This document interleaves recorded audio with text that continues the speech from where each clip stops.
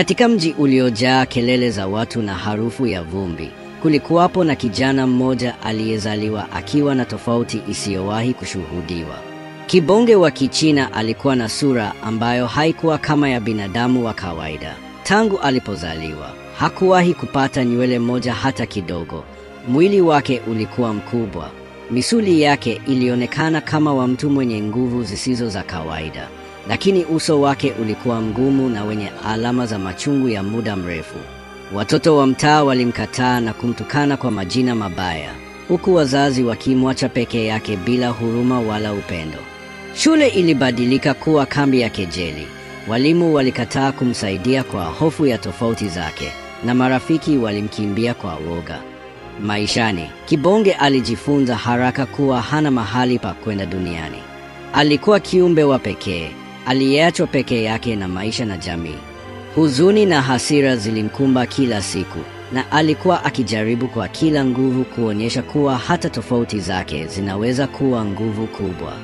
Lakini dunia ilikuwa ngumu mno kwake. Heshima haikuwahi kuwa sehemu ya maisha yake. Siku moja, baada ya tukio la ukatili wa watoto wa mtaa kumcheka na kumpiga, Kibonge aliamua kuondoka kabisa kutoka mji huo. Alielekea jangwani, mahali ambapo hakuna mtu angeweza kumpata au kumwonea jaha. Jangwani, jua lilikuwa kali, upepo ukawaka kwa ukali, na wanyama wa porini walitawala.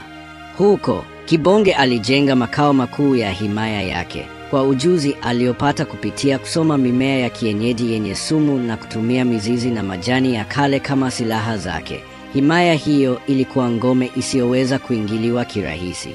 Malango yake yalikuwa ya chuma kigumu, yenye mabomba ya dhahabu yaliyopigwa kung'aa katika jua, na kuta zake zilikuwa na madharau ya sumu kwa yeyote aliyejaribu kuikaribia bila ruhusa.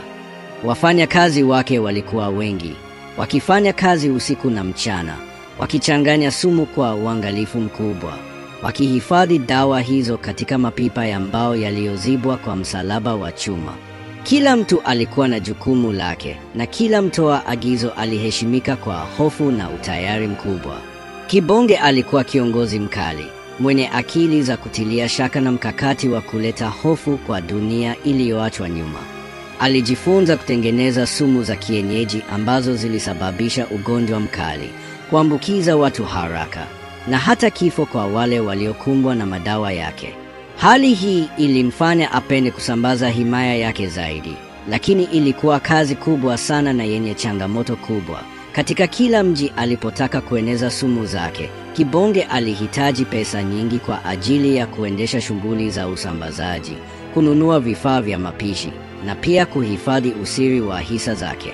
Hivyo, alianzisha mitandao ya biashara ya siri, akifanya makubaliano na watu wa miji mingine waliokuwa na malengo sawa na yake.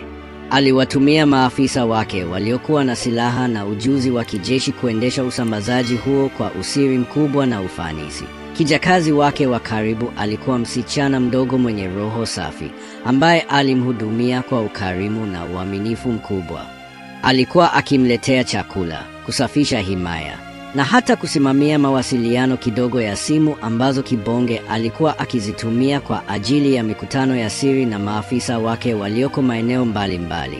Lakini siku moja, maisha ya Kibonge yaligeuka ghafla na kusikitisha. Kijakazi, bila kujua hatari, alibeba simu yake ndani ya chakula cha Kibonge. Simu ambayo ilikuwa imejaa ujumbe wa simu za watu waliokuwa wakimtafuta.